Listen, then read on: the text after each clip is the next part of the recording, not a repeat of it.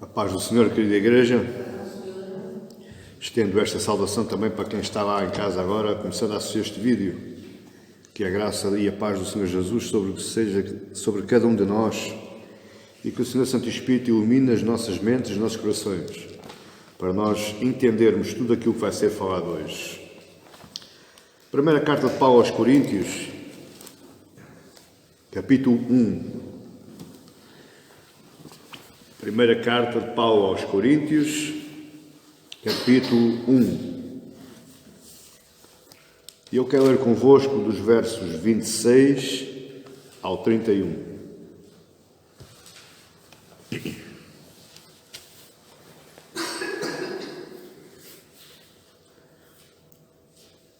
Com este tema eu queria pensar convosco, chamados pela graça. Chamados pela graça.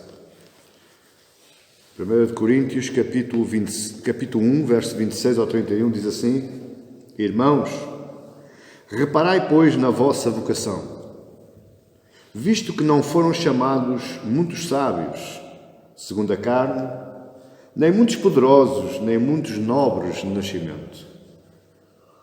Pelo contrário, Deus escolheu as coisas loucas do mundo para envergonhar os sábios, e escolheu as coisas fracas do mundo para envergonhar os fortes. Deus escolheu as coisas humildes do mundo e as desprezadas, e aquelas que não são, para reduzir a nada as que são, a fim de que ninguém se vanglorie na presença de Deus. Mas vós sois dele, em Cristo Jesus, o qual se tornou da parte de Deus sabedoria e justiça, santificação e redenção, para que, como está escrito, aquele que se glorie-se no Senhor. Chamados pela graça.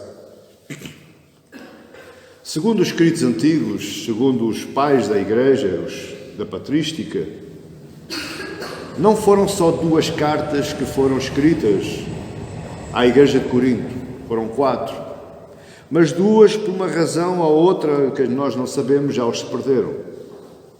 E eles dizem que esta, na verdade, não é a primeira carta, mas sim a segunda carta aos Coríntios. Mas na Bíblia, na concepção da Bíblia, quando fecharam o cânon sagrado, eles meteram esta carta como primeira e a segunda, que é a quarta, meteram como segunda. Mas nós precisamos entender, para conseguirmos perceber o tema deste sermão de hoje, nós precisamos entender porque é que Paulo escreve à Igreja de Corinto. Quem era Corinto? O que era a Igreja de Corinto? A Igreja de Corinto era talvez uma das maiores igrejas do tempo do primeiro século, do começo da Igreja. Corinto ficava na Grécia, Corinto pertencia à Grécia. Por pertencer à Grécia, ela estava debaixo de uma cultura grega. E eles tinham para si que eles eram os mais sábios. Eles davam muita ênfase à sabedoria. Atenas era a capital do conhecimento, era tida como a capital do conhecimento.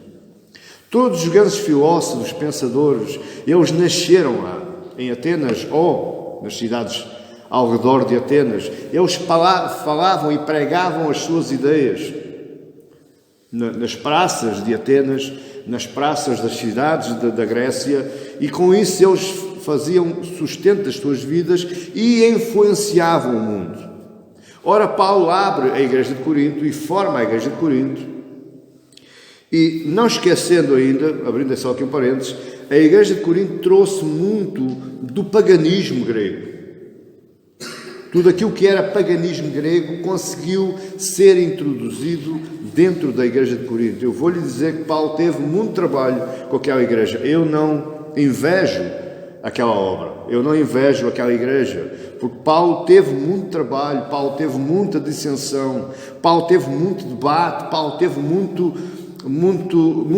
teve que fazer muita exortação, e muitas delas foram feitas por carta. Porque é muito difícil exortar ou levar ao caminho alguém por uma carta, porque nem sequer se sabe se ela vai ler ou não. É mais fácil fazer face a face. Mas Paulo, muitas das suas exortações, muitos dos seus ensinamentos para aquela igreja, ele fez-las por cartas. A igreja de Corinto era, portanto, uma igreja que pensava ou que tinha um complexo de superioridade perante os outros. Eles sabiam falar melhor, eles sabiam pregar melhor, eles eram mais super espirituais, porque a questão dos dons espirituais que tanto se fala aí hoje, ele nasceu em Corinto porque eles trouxeram o paganismo grego para dentro da igreja. Foi lá que começou, ou que se deu início, segundo dizem os historiadores, a seita do gnosticismo, ou seja, o gnosticismo é a separação entre a matéria, o corpo e a matéria e o espírito, ou seja, tudo o que é matéria é mau, tudo o que é espírito é mau. O gnosticismo pensa assim: este copo, se estiver na terra, não presta, mas se ele estiver no reino espiritual já é bom. Está a perceber? Foi aí, por isso é que Paulo, e mais na segunda carta, ele vai ter um embate muito forte, porque é colocado em causa até o próprio apostolado dele. Pois bem, na igreja de Corinto, se você vir aí no verso 1, no capítulo 1, no verso 10, você vai perceber o que é que eu estou falando. Porque ele diz assim, no verso 10, do capítulo 1, rogo-vos, irmãos, pelo nome do Senhor Jesus. Ele está rogando pelo nome de Jesus. Ele está clamando à igreja em nome de Jesus, que falais todos a mesma coisa e que não haja dissensões entre vós, antes sejais inteiramente unidos na mesma disposição mental, ou seja, no mesmo tipo de conhecimento e no mesmo parecer. Porque é que Paulo roga à igreja e roga, quando eu leio este verso, dá-me a ideia que Paulo está desesperadamente clamando à igreja. Ele está dizendo como que: ei, escutem-me agora, parem tudo e olhem para mim. E ele faz isto não em nome de Paulo, ele faz isto em nome do Senhor Jesus Cristo. Porquê é que ele faz isto? Porque a igreja estava dividida. A igreja tinha pelo menos 4 grupos. Formou 4 grupos. 4 grupos de quê? De pensamento. 4 grupinhos. Eu sou daquele porque eu gosto mais daquele, eu sou daquele porque eu falo melhor. E então os grupos estavam aí.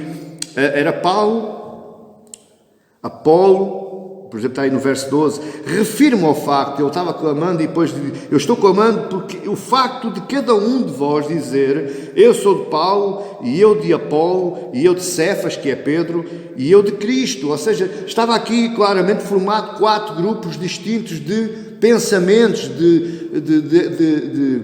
de crenças. Aliás, eles falam aqui em Cefas, que é Pedro. Eu acho que Pedro, segundo aquilo que eu leio e que eu pesquisei, que eu conheço, eu acho que Pedro nunca pregou na igreja de Corinto. Mas veja, na igreja de Corinto fez-se um grupinho de Pedro, que estava lá em Jerusalém, a muitos quilómetros mesmo da igreja de Corinto. Porquê é que Paulo está clamando? Porque a igreja de Corinto estava com os olhos postos em homens. Este é o grande perigo da igreja. Este é o grande perigo do pastor. E este é o grande perigo daqueles que seguem a voz do pastor. Este é o grande perigo de quem está aqui. E esse é o grande perigo de quem está aí. Muitas das igrejas são abanadas, são abaladas por causa disto. Por causa de colocarem os olhos em homens. E existem homens que gostam disso. Existem homens que eu já ouvi, eu já presenciei, que dizem: eu tenho que lá ir, porque se eu não for, aquilo não se faz. E as pessoas vão conduzidas nessa ilusão, na ilusão do homem. A igreja de Corinto estava assim. E porquê? Por causa da mentalidade dos gregos colocada dentro da igreja. E outro dos grandes perigos é quando nós trazemos mentalidades do mundo, filosofias do mundo para dentro da igreja. Esse é um perigo. A mentalidade dos filósofos, porque você não sabe, mas se tiver curiosidade, e você lá em casa, vá à internet, clique no Google acerca dos filósofos, Platão, Aristóteles, Sófocles, coloque lá e você vai ler a história deles. Havia verdadeiras disputas de palavras nas praças de Atenas. Eles guerreavam como galos entre si para ver quem é que tinha razão. Havia filosofias, por exemplo, entre Platão e Aristóteles, acerca do amor, que aquilo fazia faísca quando eles falavam.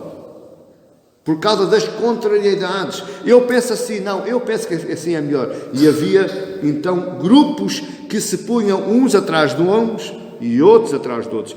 Esse é o perigo, quando ele se infiltra dentro da igreja. Paulo escreve os primeiros 4 capítulos, repare, os primeiros 4 capítulos de 1 Coríntios são por causa da dissensão. E o único objetivo de Paulo é ajudar a igreja a se encontrar. A igreja, meu amado irmão e irmã, a igreja precisa de se encontrar. A igreja precisa de encontrar o âmago, o centro, o núcleo, o cerne da sua própria existência, que é Cristo Jesus. Quando você encontrar Cristo, você encontrou o cerne. Tudo o resto gira em volta deste núcleo. Cristo é o núcleo, Cristo é o centro. Tudo tem que ser girado, tudo tem que ser cristocêntrico em torno dele. Amém, igreja? Uma igreja que gira em torno de Cristo é uma igreja saudável. Uma igreja que gira em torno de alguém, em torno de algum homem, é uma igreja doente, sofre de cancro espiritual. E isto é o que Paulo está-nos aqui trazendo, aí no verso 10. Rogo-vos, irmãos, em nome do Senhor Jesus Cristo, que não haja entre vós divisões. O que é que estas divisões aqui é interessante? Porque Paulo só vai tocar no ponto das divisões novamente no capítulo 11, no caso da ceia. Mas aí as divisões que existiam no capítulo 11 eram diferentes destas divisões. As divisões que aconteciam no capítulo 11 era o desprezo pelos irmãos mais pobres, mais simples, mais humildes. Aqui não, aqui era divisões de opinião dentro da igreja. Não pode existir, nunca poderá existir a divisão de opinião dentro da igreja. Por isso, meu amado irmão, é que existe um pastor e existe uma assistência. O pastor fala e a igreja ouve, a igreja aprende, partindo do princípio que o pastor está falando aquilo que é verdade. Partindo do princípio que o pastor está falando, palavra pura, palavra de Deus, que está expondo a Bíblia e mais nada, porque existe muito pastor que passa anos a fio, sermão atrás de sermão, só a contar histórias e experiências pessoais. Ora, a igreja não cresce. A igreja aí cresce, mas é em grupo, porque há uns que estão ouvindo, que gostam daquilo que estão ouvindo, e há outros que estão ouvindo que não gostam daquilo que estão ouvindo. Não é o caso de eu estar a expor uma palavra bíblica, de eu estar a expor a Bíblia. Muitas vezes você não gosta daquilo que está ouvindo.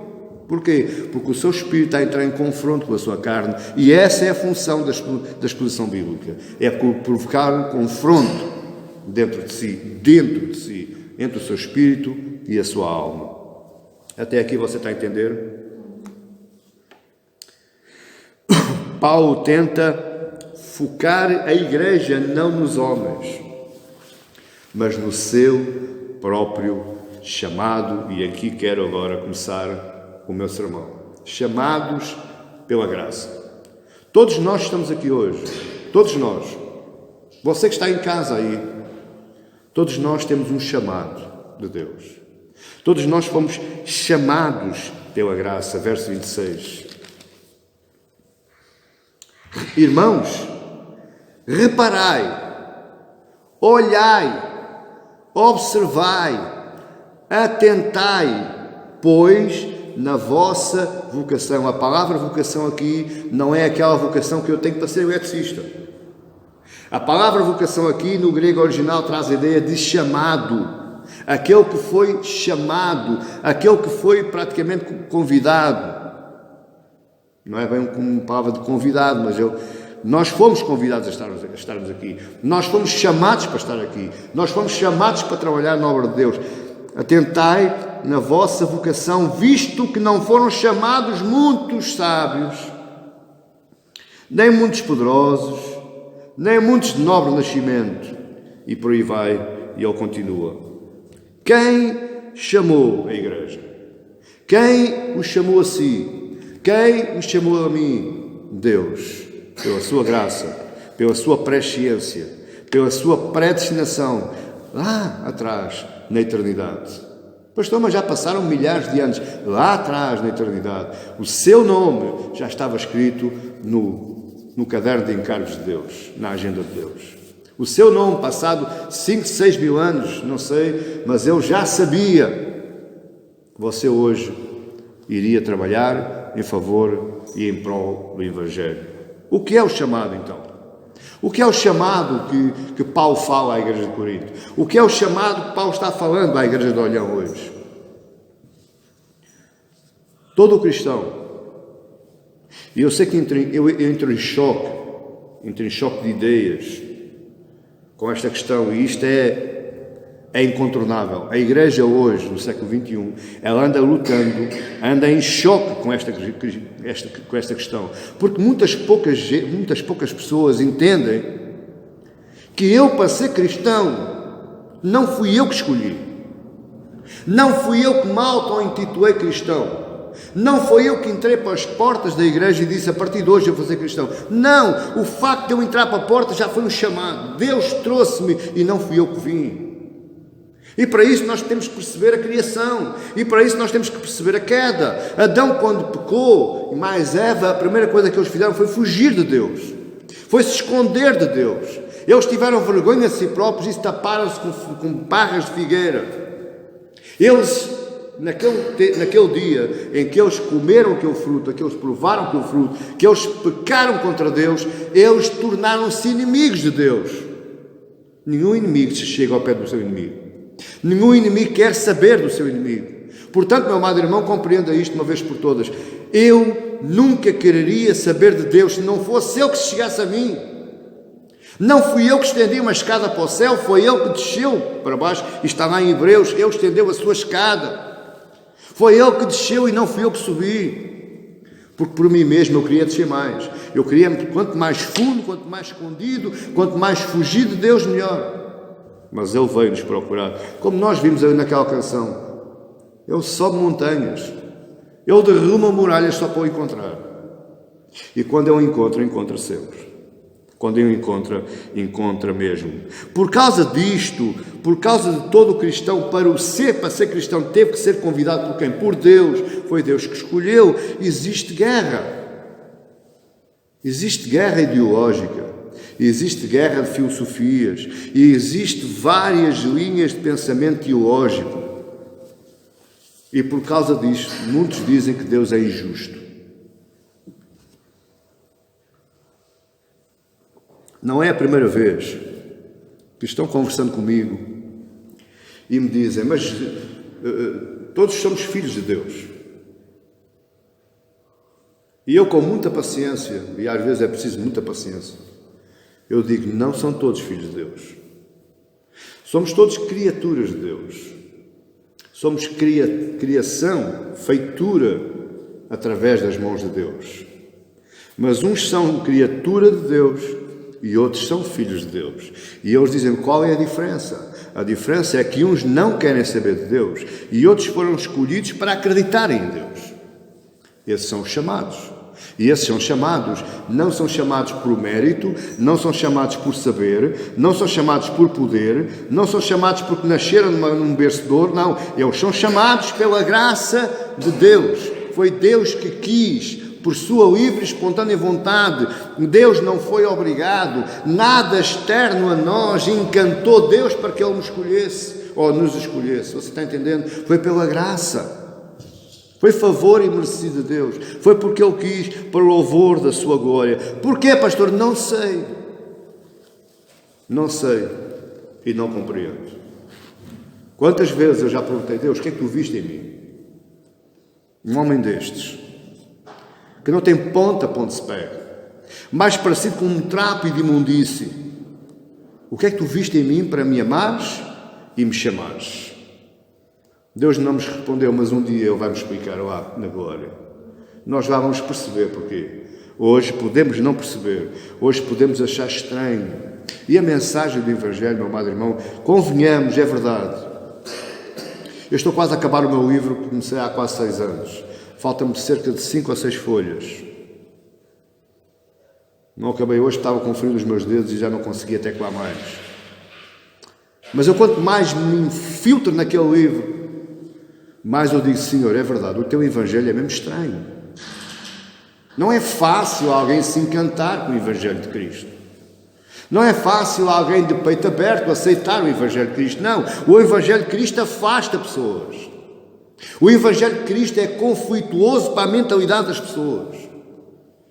Mas o que nos puxa para Deus é as suas cordas de amor. É a sua graça, a sua misericórdia, a sua imensa bondade, a sua soberana santidade. É isso que nos puxa para Ele. E não somos nós que o puxamos para nós. Essa coisa de dizer, entrega-te a Cristo, faz lá um jeito. Ele está à espera, coitadinho. Esqueça isso, meu amado irmão, esqueça. Esqueça. Você só se vai entregar a Cristo se Ele quiser. Se Ele estiver nos planos dele, se Ele o chamar, e nós vamos falar nisso, aqui neste sermão ainda. É por Ele e não por si. É por Ele e não por mim. Muitos fazem uma ideia errada daquilo que é o céu. Muitos, por exemplo, nos funerais, nós ouvimos isso. Coitadinho, era tão bom. Mas, graças a Deus que ele tem um lugarzinho no céu. E eu às vezes penso assim, que lugarzinho que ele tem. Tão quentinho agora no inverno, é tão bom aquele quentinho. As pessoas fazem a ideia errada do céu. Se as pessoas soubessem o que é o céu, se as pessoas procurassem saber pela palavra o que é o céu, as pessoas viviam um dia inteiro tremendo com medo. Porque o céu não é nada daquilo que nós pensamos. O céu vai ter duas coisas. Todos nós vamos ao céu. Todos nós, meus amados irmãos, crentes ou descrentes, bons ou maus, todos nós vamos conhecer o que é o céu. Porque todos nós vamos à presença do justo juiz. E o trono do julgamento, o trono branco, está no céu, não está em mal lado nenhum. Portanto, todos nós vamos ao céu. Todos nós já temos um lugarzinho perante aquele trono. Agora basta saber qual é que é o caminho que nós vamos seguir depois, a seguir ao trono. Se é para a eternidade, para a felicidade eterna, ou se é para o sofrimento eterno. O mundo caminha, meus amados irmãos, a passos largos para o abismo. E nós vivemos isso dia após dia, todos os dias. Basta ligar a televisão, basta ligar o computador, basta abrir as páginas dos jornais, basta sintonizar o autorrádio do automóvel e nós começamos a ver que o mundo vai de mal a pior. Então, mais do que nunca é necessário este tema, os chamados pela graça. Cada vez mais é preciso entender que nós hoje estamos aqui não porque nós queremos estar aqui. Mas nós hoje estamos aqui em missão. Nós temos uma missão. Deus está chamando, mas o mundo não ouve. E olha, meu amado irmão, eu vou lhe dizer, ao meu computador, ou quando eu pego na Bíblia, ou quando eu estou vendo, me inspirando através de um vídeo, de uma pregação ungida, de um pastor piedoso, a minha lágrima cai para a cara abaixo.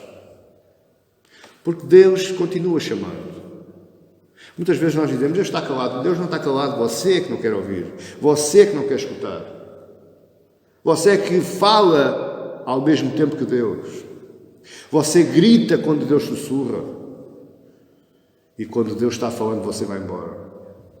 Porque Deus continua falando, Deus continua chamando o seu povo, o povo é que não está ouvindo e eu tenho experiência disso na minha vida diária. Pregações que se promovem na internet, pregações tiradas exclusivamente da palavra de Deus. E as pessoas preferem ouvir aquelas baboseiras, aquelas tolices, aqueles refunfares de tambores, de shows gospel e de ouvirem tudo aquilo que a alma do homem quer ouvir, mas não é isso que Deus está falando. E por isso é que o homem e a mulher deste mundo está caminhando a passos largos para o abismo. Ele está caminhando, ele vai cair, mas ele está com os olhos fechados, ele não vê. Deus faz um convite sempre. E esse convite, por incrível que pareça, esse convite é transmitido ou transportado por aquele que é chamado por Deus. Ou seja, Deus faz o convite através de si e através de mim. Como é que Deus faz um convite? Quando nós falamos. É fácil assim. Eu fui chamado por Deus com um discurso lindo, maravilhoso, um discurso que até costumo ouvir. Alguém chegou ao pé de mim e disse assim: olha, quero dizer uma coisa, Jesus te ama. E aquilo entrou no meu ouvido. Aquilo entrou e fundiou cá para dentro. Entrou mesmo, entrou. Tipo uma ganchorra que vai entrando, mas já não sai. Jesus te ama. Esse foi o convite que Deus me fez. Porquê? Porque a coisa que eu mais necessitava naquela altura era de amor. Era de paz. Era de carinho. Era ter alguém que gostasse de mim. Quando eu ouvi Jesus me ama, eu ouvi o convite. Mas esse convite foi um convite externo. Ou seja, é chamado o chamado externo ou o chamado geral de Deus. É quando nós ouvimos e aquilo nos entra por nosso ouvido. E o chamado de Deus, o chamado geral, muitas vezes não é por pregações. O chamado geral muitas vezes entra pelos nossos olhos. Porque através da nossa vida, dos exemplos da nossa vida, do espelhar da glória de Deus através da nossa vida, nós estamos chamando para outras pessoas. Elas estão se deliciando através dos seus olhos daquilo que estão vendo. E elas querem experimentar. Elas querem usar também. Elas querem também usufruir disso que você tem, que elas não sabem o que é, mas querem. Isso chama-se o chamado geral de Deus, ou o chamado externo, que entra pelos ouvidos ou entra pelos olhos, porque os olhos são chamados as janelas da alma. Portanto, tudo aquilo que entra pelos olhos ou pelos nossos ouvidos, eles vão diretamente à nossa alma. E depois ainda existe um chamado interno ou eficaz. Porque muitas vezes já me disseram assim: mas eu já ouvi falar de Cristo.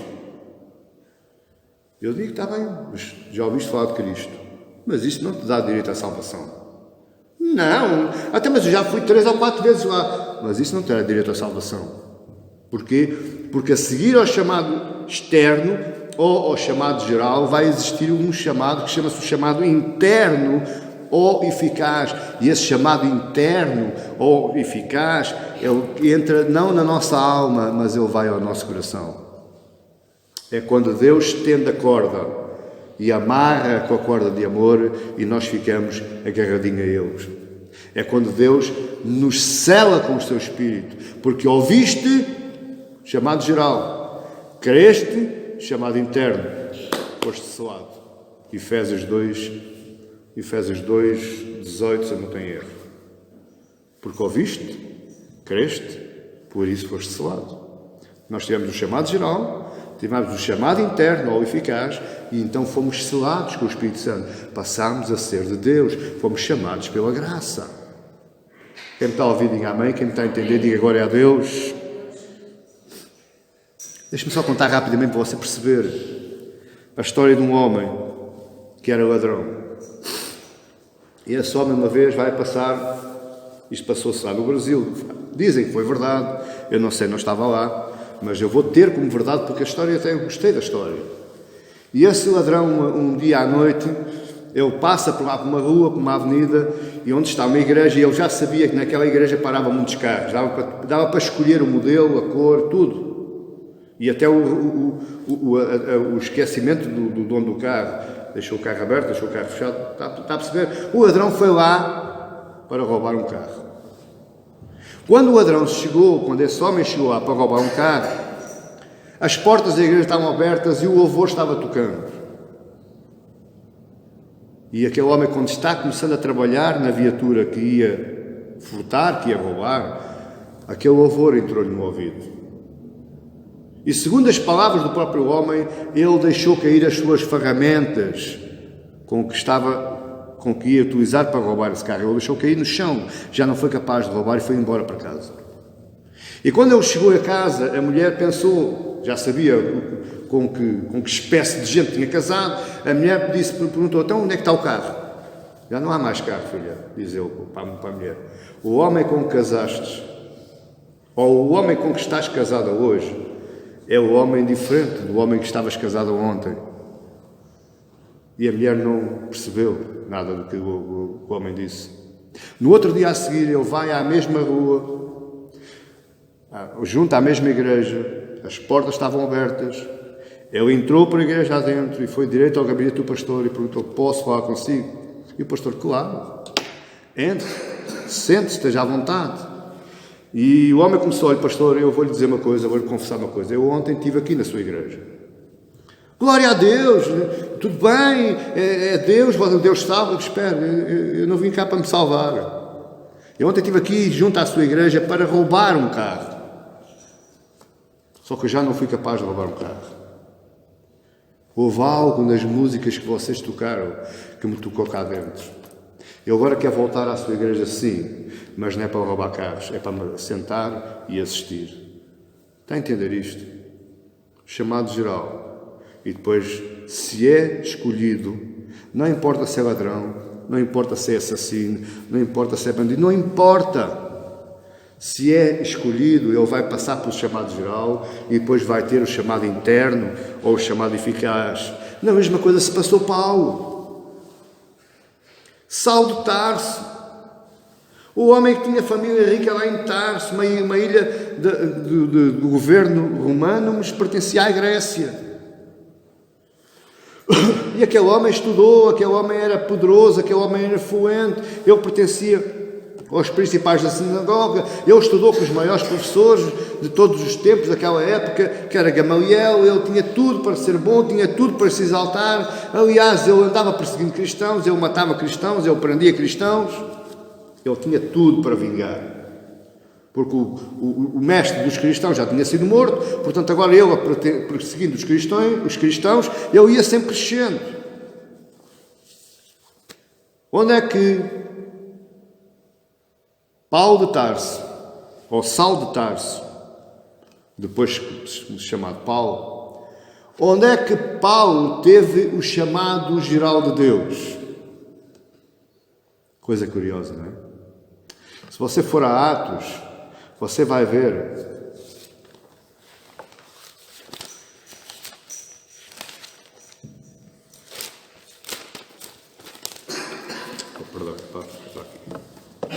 onde é que Paulo teve o chamado geral? Atos.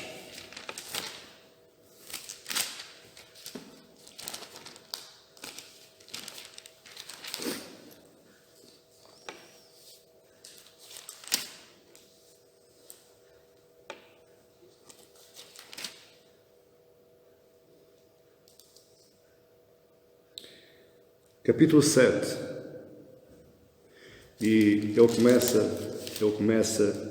no verso 1, que é a morte do primeiro mártir da história da igreja, Estevão.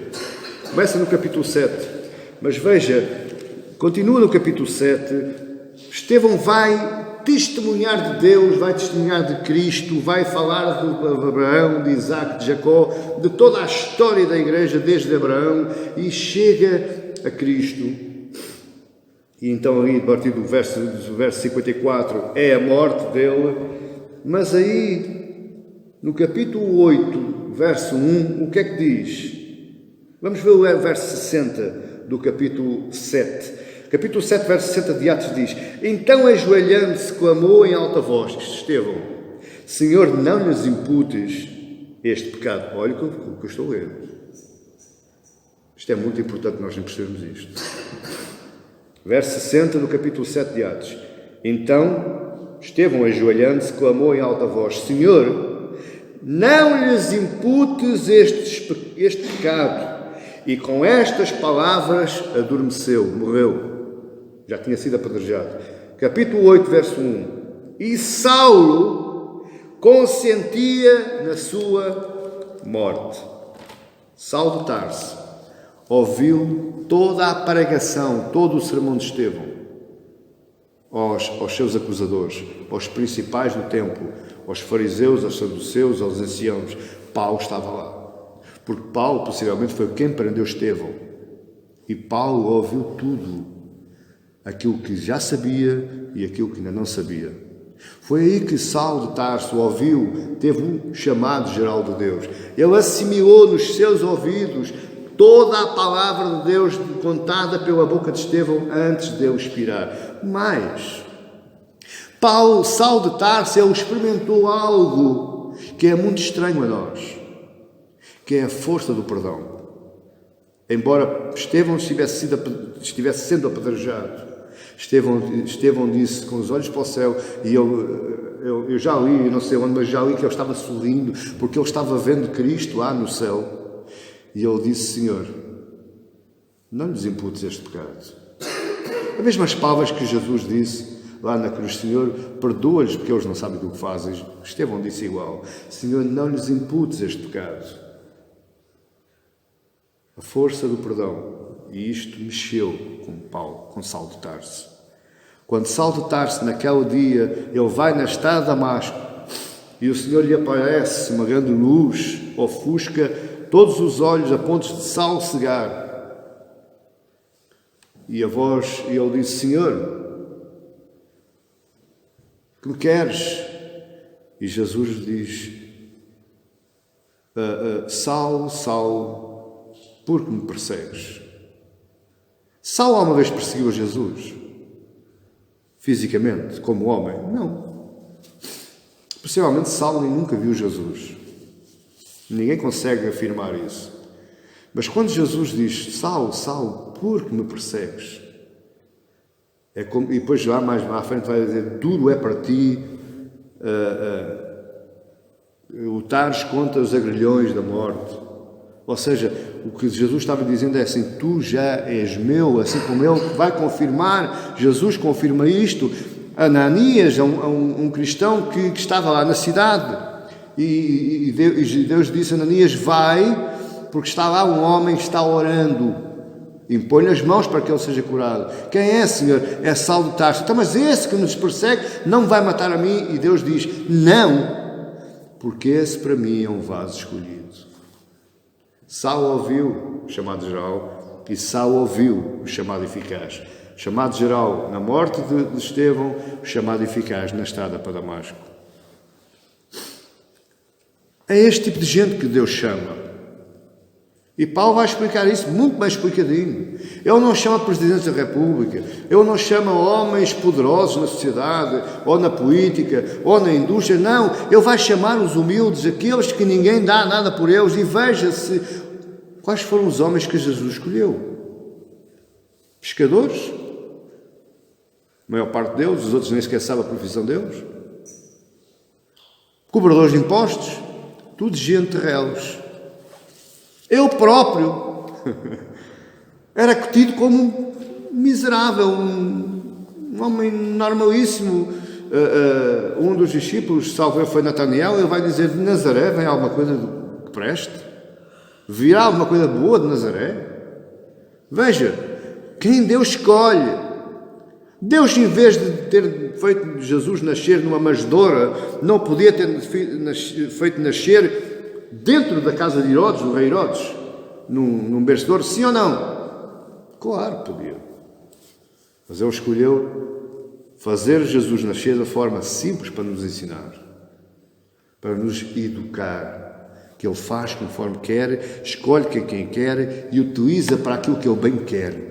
Não é você, é ele. Ele chama, está aí no verso 27 e 28, coisas loucas para envergonhar os sábios, escolhe as coisas fracas, os fracos, mais fracos, para envergonhar os mais fortes, as coisas mais humildes do mundo e as desprezadas, e aquelas que não são. Quando está aí aquelas que não são, quer dizer aquelas pessoas que realmente ninguém vai dar nada por elas. Eu tenho um exemplo na minha vida cristã, de anos pertinho, de alguém que me disseram: olha, aquele não vale a pena estar a teimar muito, não vale a pena porque já deu o que tinha a dar, e aliás, ele nunca deu nada. E graças a Deus, que eles estavam enganados, Deus está sempre certo. Aqueles que disseram que ninguém dava nada, hoje é um diácono. Amém, igreja? É assim que Deus faz. Deus não funciona como funcionam os homens. Deus diz: os meus pensamentos não são os teus pensamentos e os meus caminhos não são os teus caminhos. Os homens influenciam-se pelas aparências, os homens influenciam-se pela grandeza, exatamente igual aos gregos. É por isso é que Paulo está falando desta forma, que é para a igreja de Corinto perceber. Meu amado irmão, não é diferente hoje do que era diferente do que era na igreja de Corinto. Não é diferente. Hoje existem várias igrejas de Corinto, por este mundo afora, por este Portugal afora, por esta cidade afora. Hoje existem várias igrejas voltadas para o poder, voltadas para o saber, voltadas para o ter. Quando Deus não está nem para aí virado, não está interessado.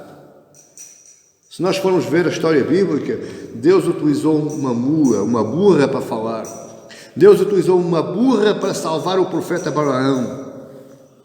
A própria Bíblia diz: se eu quiser, se eles não falarem, Deus clamará através das pedras.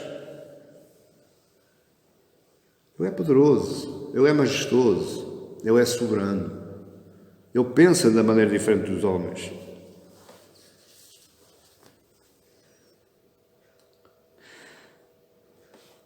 Porquê é que Paulo falou assim? Porquê é que Deus inspirou Paulo para fora para escrever neste género de conversa que ele teve com a igreja de Corinto? E eu transporto para nós hoje, para a nossa igreja hoje. Para quê? Para cortar com a arrogância. Existe muita arrogância hoje nas nossas igrejas. Existe muito orgulho hoje nas nossas igrejas. Existe muito egocentrismo nas nossas igrejas. Pessoas que andam na igreja apenas e somente até alcançarem uma posição que os destaque dos demais. Deus fala assim hoje para cortar com a glória própria. O próprio Deus diz: eu não divido a minha glória com ninguém. E ele vai dizendo aí, verso 29, a fim de que ninguém se vanglorie. Vangloriar é arrecadar glória para si. Eu já tenho feito muitas vezes, pedido perdão a Deus: Senhor, se eu algum dia pensei que era bom, me perdoa, mas tira de mim esse espírito. Eu estava numa igreja e quando eu acabava de pregar, há sempre os bajuladores. Há sempre aqueles que engraxam, bem batendo as costas. Pastor, que fixe, que bom, que maravilha. Eu fugia.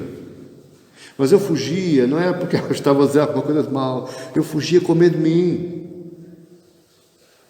Para não me gloriar, para não pensar que realmente era mesmo bom. Ou que sabia muito.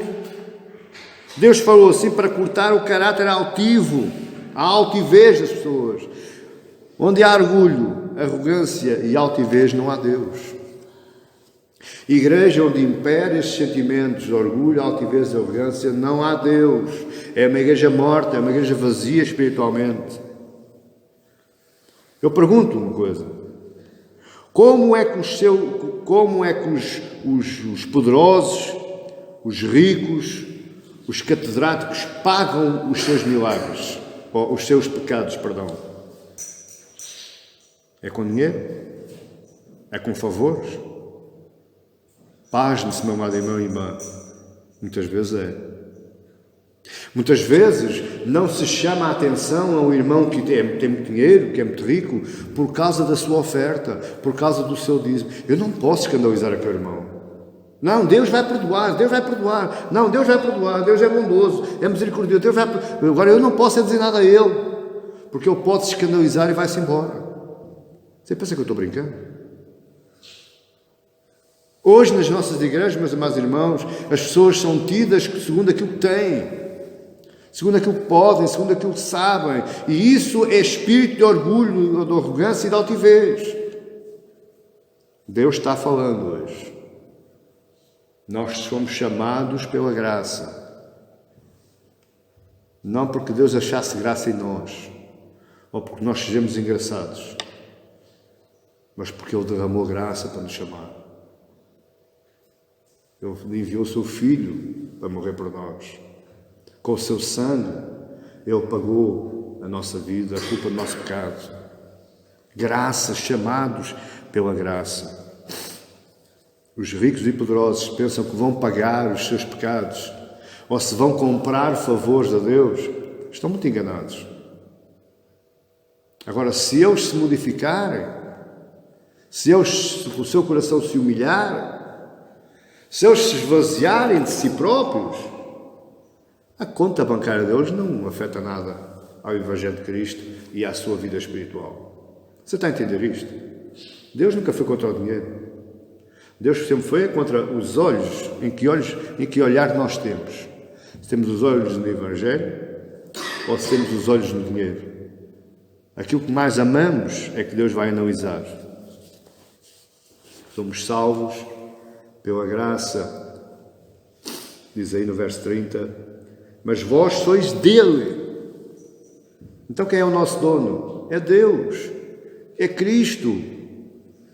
Eu nunca vi, por exemplo, a minha gata manda em mim, mas pronto. Mas eu nunca vi alguém que é de alguém mandar naquilo que é dono. No mínimo já é rebelião. Se eu comandar do meu patrão, por exemplo, ele manda-me trabalhar, vai trabalhar tu. No mínimo é rebelião. Você está a entender a gravidade disto? Assim se passa com Deus. Porque Paulo diz, mas vós sois dele em Cristo. Nós pertencemos a Deus. Nada é nosso. Nem mesmo aquilo que nós pensamos que é nosso, porque nós trabalhamos para o receber. Você está entendendo? Nada é nosso, porque somos dele em Cristo Jesus, o qual se nos tornou da parte de Deus. Cristo tornou-se, ou nós tornámos-nos em Cristo, da parte de Deus, sabedoria, justiça, santificação e redenção. Portanto, porque Ele nos salvou, porque Ele nos comprou, porque Ele nos adotou, então aí sim, Ele dá-nos sabedoria, justiça, santificação e redenção, para que, como está escrito, aquele que se glorie-se no Senhor. O que é que isto quer dizer? É o que Paulo muitas vezes diz, agora não vivo mais eu, mas Cristo vive em mim. Portanto, tudo aquilo que eu sou, se vocês gostam daquilo que eu sou, glorifiquem a Ele, porque é graças a Ele. Está a entender? Amém, igreja? Chamados pela graça. E porquê é que Deus nos chamou? Pastor, Deus nos chamou para ser mais um, porque eu vou coordenar a igreja de Olhão. Está enganado. Pastor, Deus nos chamou para pregar. Deus chamou-me para curar enfermos, para expulsar demónios. Deus escolheu-me para evangelizar. Você está enganado. Completamente enganado. Deus chamou para a sua glória. Deus chamou para a glória dele. Eu estou cansado de dizer aqui, se no final de tudo, não vai ser, mas se no final de tudo, só se salvar um, ainda assim Deus tem glória. O nosso chamado, Ele nos chamou para engrandecer a sua própria glória. Uma expressão que eu gosto muito, que está lá em Paulo, no capítulo 2, em Efésios capítulo 2, diz para louvor da sua glória. Ele ainda se louva, ou ainda louva a sua glória. Ora, se a glória já é boa, então a glória louvada melhor é. Amém, igreja?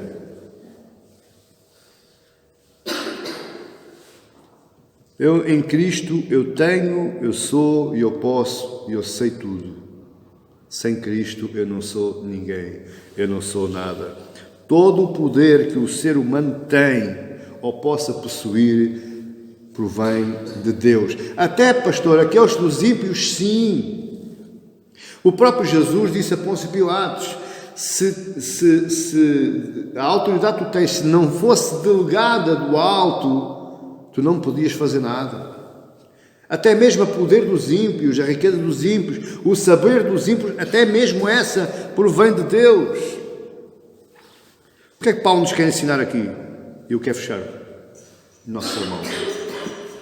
Paulo, meus amados irmãos, Em primeiro lugar, é muito claro nesta carta, e eu gostava de incentivá-lo para que você lesse pausadamente, com calma, a primeira carta e a segunda carta de Paulo aos Coríntios. Primeiro leia a primeira, com calma, com muita calma, volta atrás, vá para a frente, torna a voltar, mastigue bem as palavras de Paulo. Porque o que Paulo está aqui dizendo, e é claramente isso a mensagem dele, é que nós não devemos nem nos gloriar de nós próprios, nem nos devemos gloriar de ninguém. Eu faço parte da equipa do pastor João. Esqueça. Deixa o pastor João em paz. Eu faço parte de Cristo. Eu não posso nem me gloriar em mim, nem posso me gloriar nos outros. Isso é fazer grupos. Isso é tirar glória de Deus. E nós estamos aqui cansados de falar na glória de Deus. E se Deus nos permitir, ainda vamos falar mais. A glória de Deus é tudo em nós. Mas é a glória de Deus, é a glória de Cristo. Não é a minha, e não é do pastor João, não é da Ana, não é da Sara, não é do Hugo, não é do João. Nada. É de Deus. Em segundo lugar, e não menos importante, o que é que Paulo nos quer ensinar?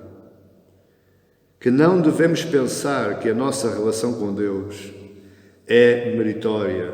Deus olha para mim porque eu mereço. Deus olha para mim porque gostou de mim. Deus olha para mim porque eu canto bem. Deus olha para mim porque eu prego bem. Não, amado irmão. O profeta Isaías vai dizer que tudo aquilo que nós somos para Deus é como trapos de imundícia. Deus olha para nós, sabe como é que nos vê? Ou como é que nos vê? Como trapos de imundície. Sabe o que é um trapo de imundície? Não sabe? Eu vou-lhe explicar. É assim um bocadinho nojento, mas eu explico na mesma. Trapo de imundície era um bocadinho de pano, um bocadinho de trapo que as mulheres se limpavam na hora que estavam menstruadas.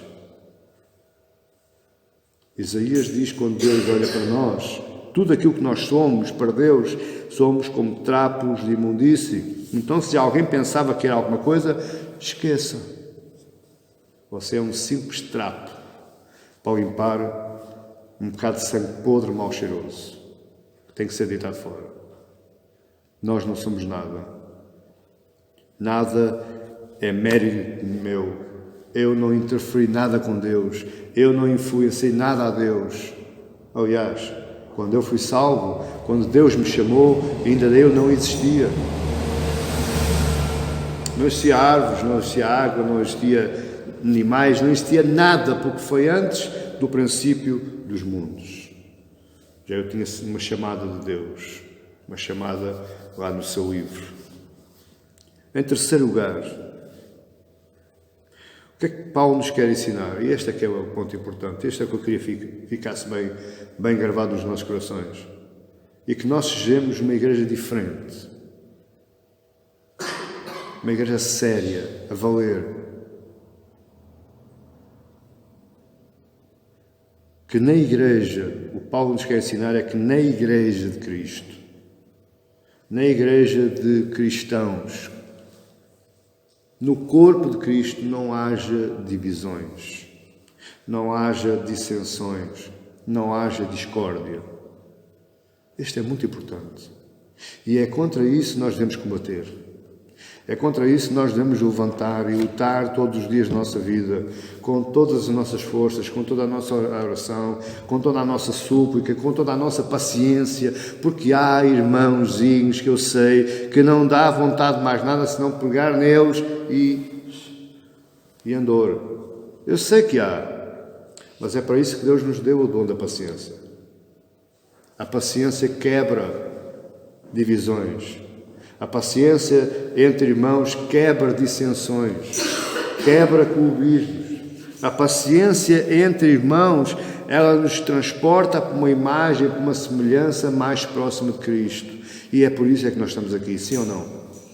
Nós não estamos aqui para mais nada.